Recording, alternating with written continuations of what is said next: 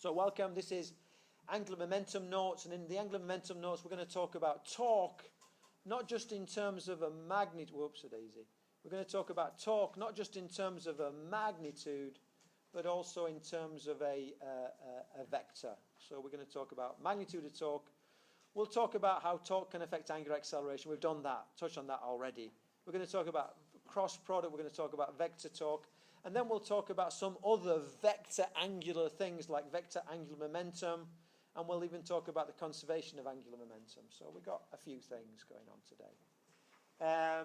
Oh, and this is just shoved in because I couldn't think of anywhere else to put it. So just following up on our angular linear kind of relationship, we learned that work was equal to force times the distance that the force moved through. Well, there's an angular work, which is the torque times the angle that the torque is dragged through.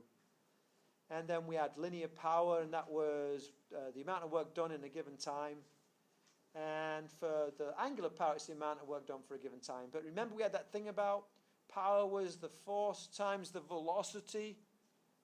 Well, power is also the torque times the angular velocity. So there's all these translations from linear into angular stuff, and they all work. Okay, let's talk about cross products, and we're going to use that. So the equation that I'm heading towards is torque is equal to R times F, and it is R times F. It's not F times R. And there's going to be maybe in the entire 2-semester sequence, there's probably 6 equations that have this form. At least, and they're all mathematically done the same way, but we've got to learn how mathematically to deal with them. So when I have a vector times a scalar, it just gets longer or shorter. If it's more than if the scalar is bigger than 1, the vector gets longer. If the scalar is shorter than 1, the vector gets shorter. When I multiply a vector by a vector, then sometimes we get a scalar answer, and that was work. We called it the dot product. So we said F dotted with D equaled the work. And the work was not a vector, the work was a scalar. But sometimes when you multiply a vector by a vector, you get a vector answer. And these are so-called cross products because the symbol is a cross. Now I have to be careful about the order. So I'm going to not write down the wrong order. I'm going to say R cross F because I don't want to get these things ever backwards. And that equals a vector, and that vector is torque. So let's just talk generically about multiplying 2 vectors together. Let's say we have vector A is equal to 1i plus 2j plus 3k, and vector B is equal to 4i plus 5j plus 6k. And here I'm visualizing it. So here's my vector A down here, and here's my vector B down there. And I think the first thing to do is to practice getting the direction of the answer right. So as I'm looking at the white screen, I put my fingers towards the A, and then I swivel my wrist until I can easily curl my fingers towards the B. I'm sorry, I'm not pointing towards the board. I'm letting the board. The A is pointing towards me, and the B is pointing to my right-hand shoulder. Can you see that by looking at the board? The A is pointing towards you, and the B is pointing to your right-hand shoulder, and so your thumb is pointing upwards. Yeah, so that's how I know that that is pointing in the positive Y direction. Well, God knows I'm going to mess that up as well, haven't I? So that should be X, and that should be Z, and that should be Y. Yeah, okay. Yep, cleared. Let's do one example in the classroom. I want you to vector, the first vector, whatever it's called, is pointing towards the ceiling. So you need to do this. Who's lefty? Anybody lefty? You can't use your left hand. So point towards the ceiling. The second vector is pointing towards the windows behind you. So what you're going to do, you got to turn your wrist until you can curl your fingers behind you. So you point towards the ceiling, And then you curl your wrist, just rotate it until you can curl your fingers behind you and your thumb is pointing towards the blackboard. Yep. You've got to be willing to do this turning effect. You've got to be willing to do it. You can't kind of bend your fingers backwards and etc. And this is going to come up over and over again. Many times. If you don't know how to do it, you're going to pay the price many times. If you do know how you do it, it's points in the bank. Okay, so let's do it mathematically. So the trick is you make a grid up. So we have a grid. And the important thing is you get them in the right order. If it is A cross B, if I want A cross B, then I put my A vector first. So this is A, 1, 2, 3, and my B vector second. I don't get them in reverse order, even if I give you B before A, which I will most likely do. You don't go by the order I give you them, you go by the order of the relationship. And what I'm doing is, and I don't write all this out, I basically, when I'm doing my I bit, I perversely put my thumb over the numbers in the I column. So I put my thumb, it's like I cross that out. And then I cross multiply these guys. So it's going to be 2 times 6 minus 3 times 5. And that's going to be my first term. That's I. And then in my mind, I remove that cross-hatching. And now I want to do my J. Now, there's a little memorization thing there where you've got to put a negative sign down. Why? Because you want to get the right answer. And now I got the cross-hatching. My thumb goes over the middle bit, and it's going to be 1 times 6 minus 3 times 5. Sorry, 3 times 4. I put my J down, and then I get rid of that little bit. And then I say, well, I want to deal with my K now, so I'm going to cross-hatch that bit. So you cross-hatch whatever you're looking at. And now I put a plus sign down. It's just the way it goes.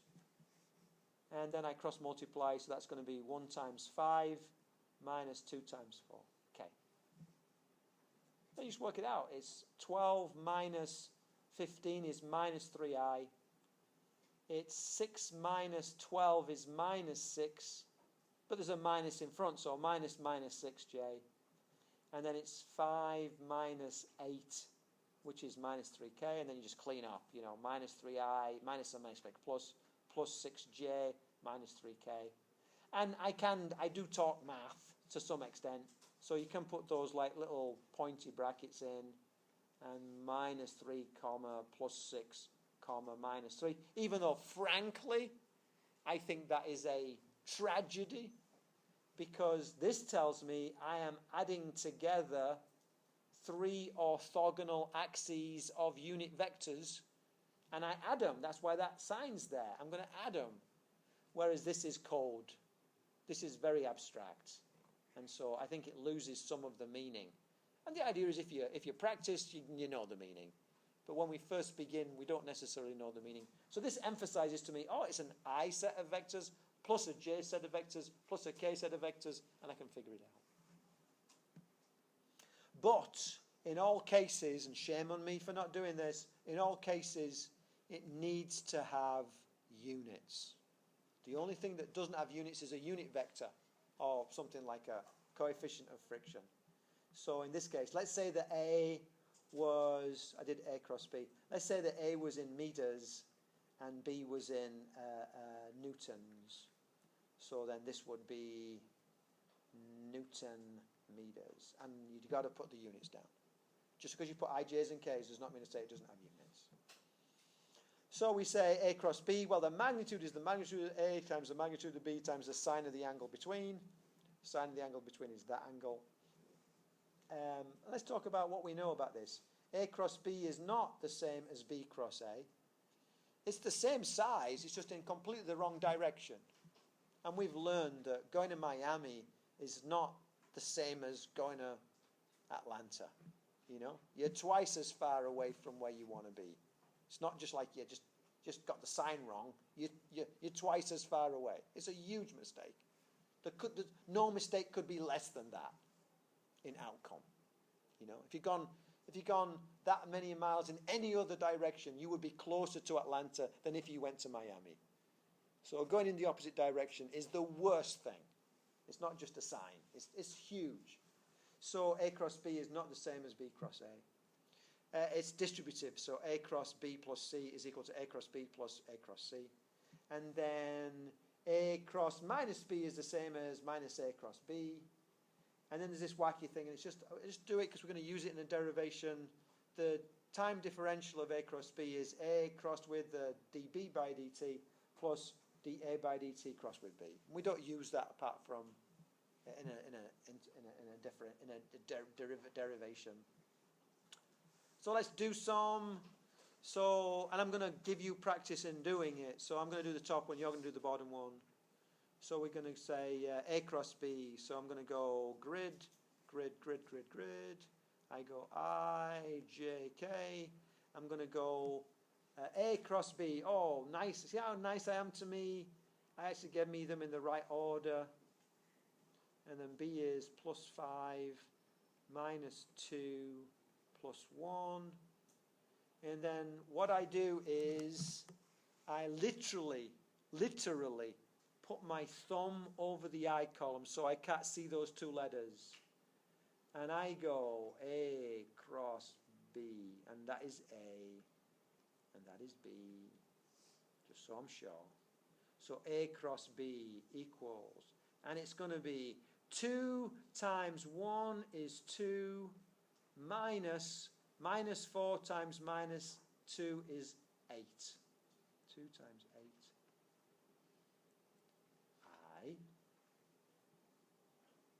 Now, I don't write out, frankly, plus 2 times plus 1 minus 2 times minus 4. Because I just practiced it, so I'm not going to pretend to you that I do, but I practiced it. So you might need to write out every last little step, but, you know, in truth, you can go to this.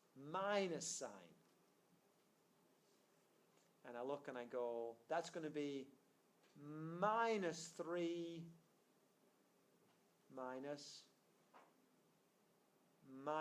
20. J plus. Put my thumb over the last bit.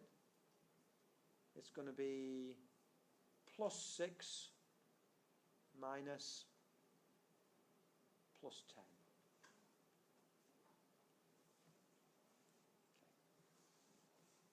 So this equals 2 minus 8 is minus 6i. Minus and minus make plus. Minus 3 plus 20 is plus 17, but that minus sign is in front. Minus 17j. And then 6 minus 10 is minus 4. Minus 4k. And because that was in meters and that was in newtons, that's going to be Newton meters.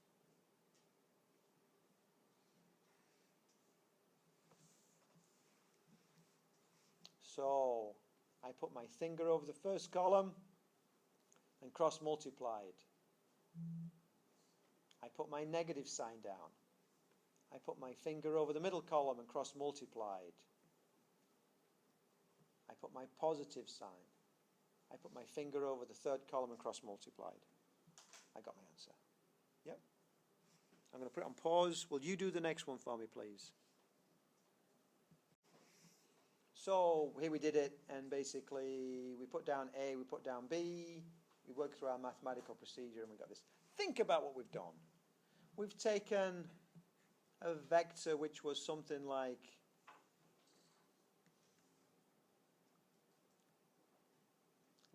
that, and we've multiplied it by a vector that was something like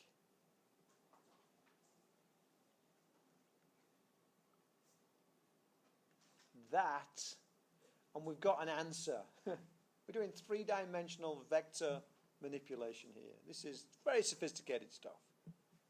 So it's a really powerful technique. Let's apply it to our work on.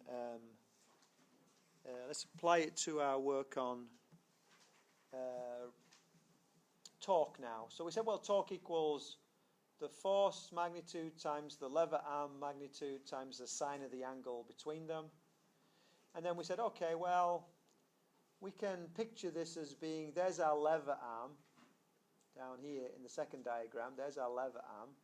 And then we have a force at the end of that lever arm. So that's the Brown force. We have an angle between them. And that is going to tend to turn you in a counterclockwise direction, and so we get a torque which is pointing upwards, and we know that that magnitude, that vector torque is equal to that vector lever arm crossed with that vector force. As a point, so when you have any kind of cross product, A cross B is equal to the magnitude of A times the magnitude of the B times the sine of the angle between. It's always going to have that kind of relationship. Just like A dot B was always the magnitude of A times the magnitude of B times the cosine of the angle between. It's always going to be like that. So, okay.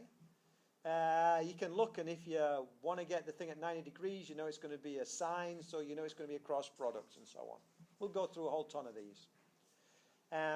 So what we get to the stage is, we get to the stage where we say that torque equals R cross F, which equals, and you can say RF sine phi. So you learn both ways.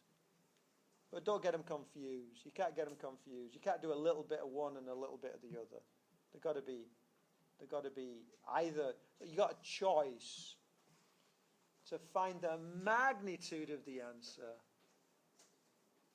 You could do the cross products to get the vector answer and then find the magnitude of it.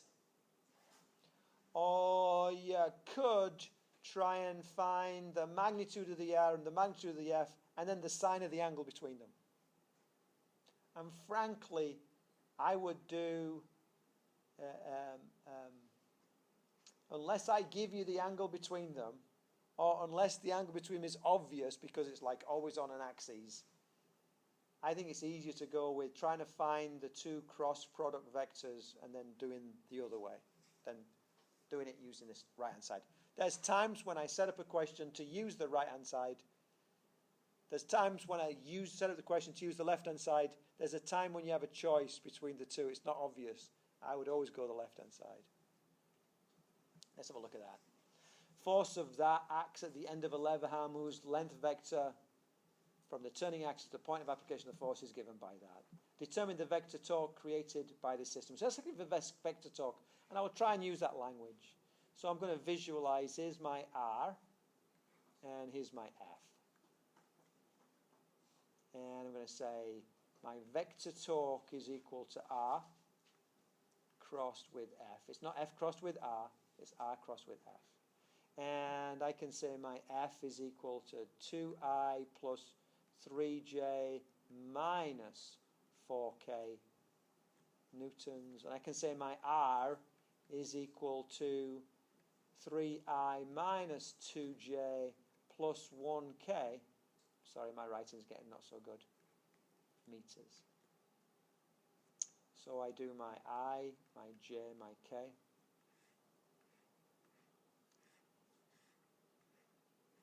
And I remind myself I want my R crossed with my F. I want them in that order. So my R, even though I gave you it second, is the first thing you write down. And my F, even though I gave you it first, is the last thing you write down. I'm going to eyeball back. That looks right. That looks right. My torque is equal to, and we're writing vectors, so we're going to turn around and say, okay, put my thumb over the first column. I'm going to say 8 minus 4. going to be my I. And then I put my thumb, put the negative sign down. Put my thumb over the second column, so it's going to be minus 12 minus 2. Then put my positive sign down, and then put my thumb over the third column, and it's going to be 9 minus 4. Going to eyeball that again. 8 minus 4, negative sign, minus 12 minus 2, third column, 8, no, 9 minus 4. Oh, 9 minus minus 4. Good job, I checked. Agreed? So torque is equal to 4I. Minus 12 minus 2 is minus 14. There's a negative sign in front of it, plus 14J. 9 minus minus 4 is plus 13K. Am I right? No. No? Your I. My I? It's 8 minus 3. Oh man, thank you. So goes to show, it's like I know how to do arithmetic, but I got it wrong.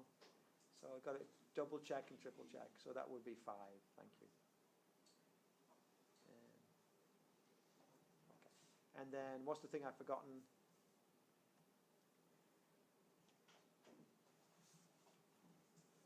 Units. So that is going to be Newton meters. Okay. Cool. Thank you for catching that.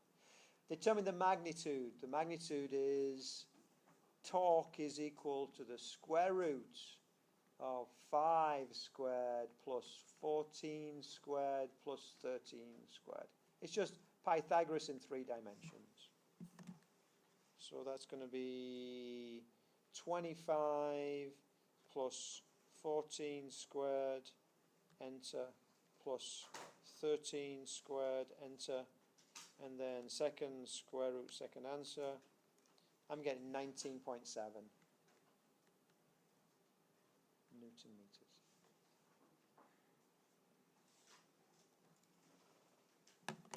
Agreed? The alternative was to work out the magnitude of F. It was to work out the magnitude of R. And they're not so bad. They're just Pythagoras. But that's the killer.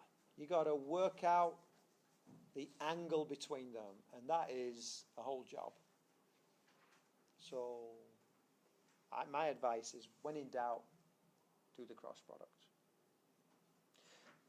In a typical test question, just a little bit of, let's just think about this. So at the beginning, I'm keen on finding out, do you know these things? So I'm inclined to give you the IJK and the IJK. That could be. I think you should start off in that direction. And I might not give you the right order, but that's part of it, you know. But pretty quickly, I will be very comfortable saying a force of 6 newtons points in positive z direction.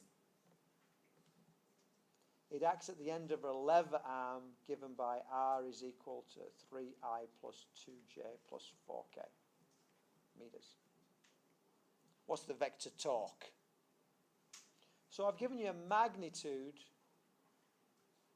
and a direction, and I've given you an IJK.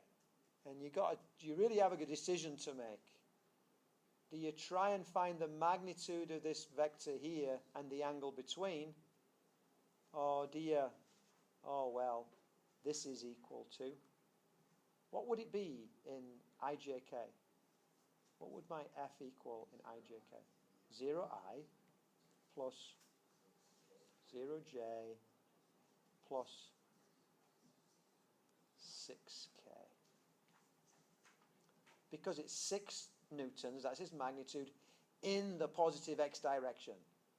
So the 6 is all lying in the positive x direction. then do your cross product. Piece of cake, you know. Okay. Angular momentum. So a bit of a change now. The link is it's angular and it's cross product. Take home message is the yellow bit. So let's recap. Torque is equal to R cross F. And we got that from, let's think of the whole pattern. F equals MA gave us torque is equal to,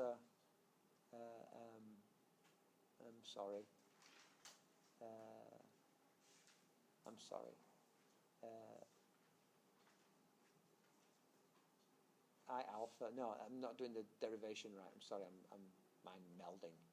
Anyway, so torque is equal to R cross F, and L is equal to R cross P. I think of torque as being caused by a force that happens to be displaced from the turning axis. I think of angular momentum as being a momentum which happens to be displaced from the turning axis. In both cases, if you like the important bit, they're both equally important, but the thing that it's about, this is a section about the effect of forces on turning systems.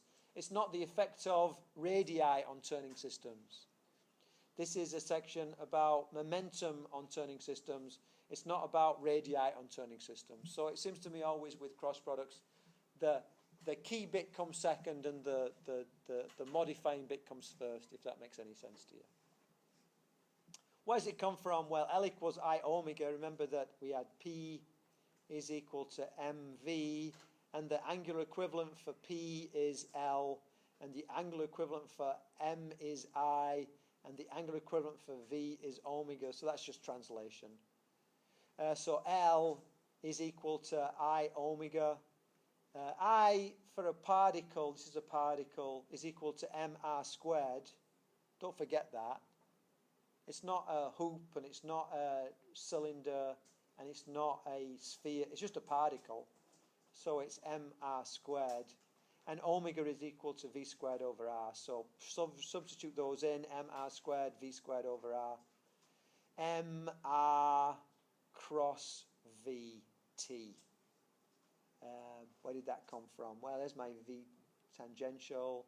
My r's cancel. So I have mr. I put the cross in just because I'm doing some shortcutting here. Here's my p. My p that's perpendicular to that would be p sine phi. So my L would equal r, well, I don't know. Anyway, I'm getting lost in my own derivation there. So I say P is equal to mv, so for that M with that V, I can get that P. Okay. So I say L is equal to R cross P. And I say equals, now maybe I shouldn't. Maybe I should say gives equals the magnitude of R times the magnitude of P times the sine of the angle between them. Because it's not, this is a vector, and a vector is not equal to the scalar, but that is the scalar value, which is the same magnitude as the magnitude of that L. Okay. So before I add torque is equal to R cross F, and that is this, gives the same magnitude as R cross F times the sine of the angle between. So if you know how to do one, you know how to do the other. Particle has a linear momentum. So here's my turning axis. Here's my P. My P equals 3I plus 2J minus 4K. That's going to be kilograms, meters per second. It's just linear momentum. It's just a good old momentum. And the particle is located at a point which is indicated by that. So from the turning axis to that point is going to be R, and that equals 3I minus 4J plus 1K meters. That's going to tend, the way I've drawn it, that tends to draw it going in the counterclockwise direction. So that means that I expect my angular momentum to be at 90 degrees to the plane containing these two guys. Using my, clockwise screw rule, I go my L is equal to R cross P I J K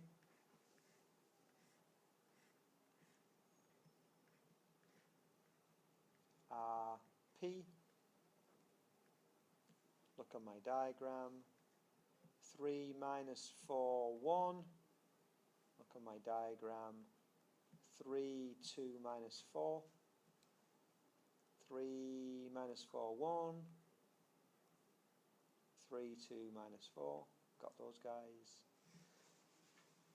L is equal to 16 minus 2. I. Put your negative sign down.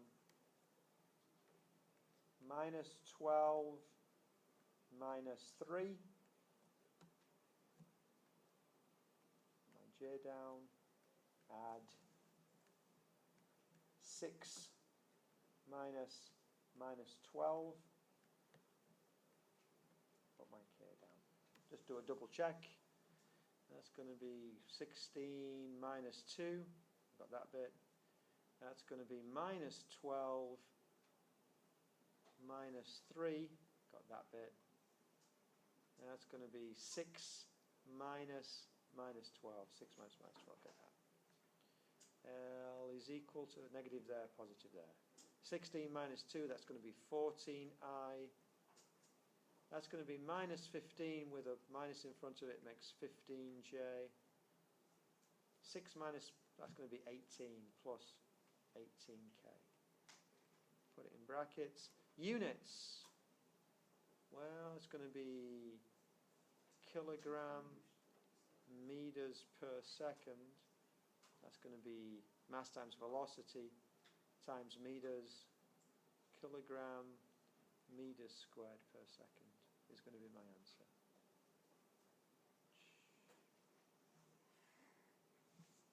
Cool. Yeah. Same process, different content point.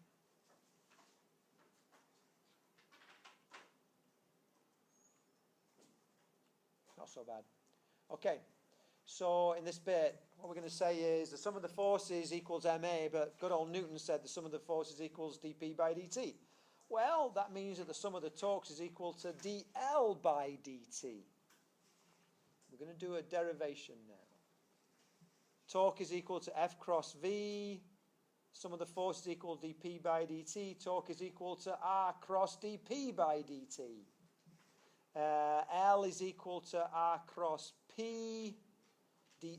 Remembering L is equal to R cross P. dL by dt equals, and that bit should not be there. That bit should be round here. So dL by dt is equal to, well, R cross dP by dt plus dR by dt cross with P. And then we have this classic thing where my momentum, the last term on the right must be 0 because the rate of change of position in time, dR by dt, is velocity, and momentum is mass times velocity. So these two must be in the same direction. So dR by dt is parallel to P, and that means it's sine of 0, which is 0. So that goes away. Yeah? Magnitude of dr by dt multiplied by the magnitude of P times the sine of the angle between them. When the angle between them is 0, it's sine of 0, which is 0. For cross products, you want things at 90 degrees. Nothing for 0. For dot products, you want things to be parallel. Nothing for 90 degrees. They're mirror images of each other. So what it says is that dL by dt equals R cross dP by dt, which equals tau. So tau is equal to the L by dt. And isn't that what we just said previously? L is equal to where is my previous thing? Tau is equal to the L by dt. Boulder has an angular momentum of that at time t, a net external torque. So here's my boulder. And it's got an angular momentum. So L is equal to 3 kilogram meters squared per second at times t equals 4 seconds. An external torque, so there's some kind of external torque, causes its angular momentum to double in 5 seconds. So 6 kilogram meters squared over, when t is equal to 4 plus 5, which equals 9 seconds. What is the magnitude of this net external torque? Magnitude of the net external torque equals,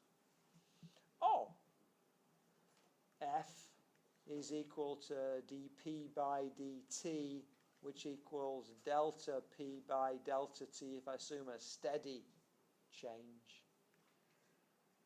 Torque is equal to dl by dt, which equals delta L by delta t if I assume a steady change. The torque is equal to L final minus L initial over delta t. The torque is equal to 6 minus 3 over delta t. Delta t equals 5 seconds over 5,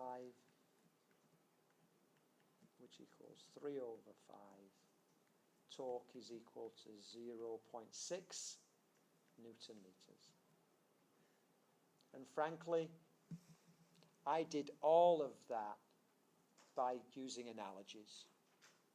I am comfortable with F equals dp by dt, so I was able to translate that into torque is equal to dl by dt. I don't remember that anywhere near as closely as force is equal to dp by dt, so I relied upon my linear understanding to give me a visual understanding. And then I recognized by, you can tell when I am, well, that's not necessarily true, but for sure, if you see me start listing things, what I'm doing, even after 20 years, is I'm jogging my memory. I'm going, what does this involve?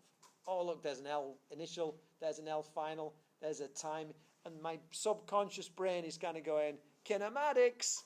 You're dealing with some kind of kinematics here, and I'm going through that. Yeah. So, well, not kinematics, but, visualization of kinematics. Yeah. So that's that. Conservation of angular momentum. Angular momentum is conserved, so the angular momentum of 4 equals angular afterwards. I've got one slide. Let me just finish it.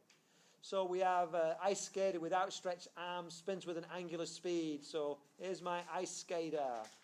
Outstretched arms, omega, is equal to 6 radians per second. Has a moment of inertia of 12 kilograms meters squared. When she pulls her arms in, her omega is equal to 18 radians per second. What is her moment of inertia? L initial equals L final. Because there is no external force, we're saying the sum of the L's equals 0. L initial equals L final. It's constant. So I say, in that case then, like P initial equal, well, let's do it side by side. P initial equals P final. And that would give me MV initial equals MV final. There's my little bit of visualization. So I go, I omega initial equals I omega final. So I look down here and I go 12 times 6 is equal to 18 times omega final. Omega final is equal to 72 over 18, which is basically 4, I think, radians per second. Am I right on that? 4, yeah, 18, that goes 3 times 4 times. Again, I'm using my solid linear stuff to enable me to translate into my angular stuff, and there's nothing wrong with that. We're always going to do linear stuff more than the angular stuff, so let it be your help. If you did angular stuff all day long, forever, for a whole semester, you'd maybe make it the other way around, but that's the way it is. And that's the end of it. So some nice accessible stuff there. Nice accessible stuff. Learn your cross products, and then learn those translations. Some very nice accessible stuff. And if you learn your cross product, it will pay from now on. It's going to keep coming out.